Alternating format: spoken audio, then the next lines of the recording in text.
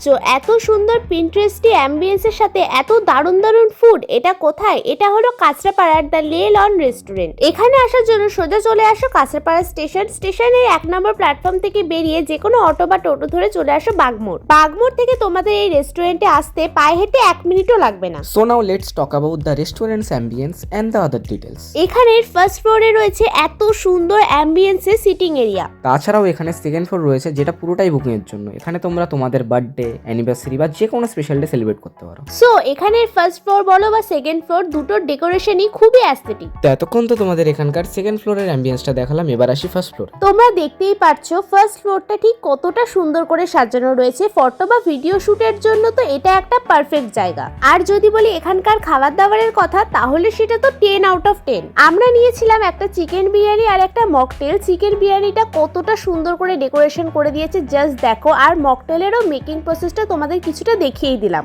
First এই বিরিয়ানিতে ছিল এত বড় সাইজের একটা চিকেন লেগ পিস, যেটা টেস্ট নিয়ে তোমাদের আলাদা করে আর কি বা বলবো। তোমরা আমার রিয়াকশন দেখে বুঝতে পারছো যে বিরিয়ানিটা ঠিক কতটা বেশি টেস্টি ছিল। আর যদি বলি মকটেলের টেস্টের বিষয়ে, তাহলে সেটাও ছিল এক কথায় অসাধারণ। তাহলে আর দেরি কেন, এই ক্রিসমাস বা নিউ ইয়ারকে আরো বেশি মেমোরেবল করে তোলার জন্য নিজেদের পছন্দের মানুষ, বন্ধু বা নিজেদের ফ্যামিলিকে নিয়ে চলে আসো দ্য লে লন রেস্টুরেন্ট। লোকেশন ডিটেলস আবারও স্ক্রিনে দিয়ে দিলাম। দেখা হচ্ছে নেক্সট ভিডিওতে।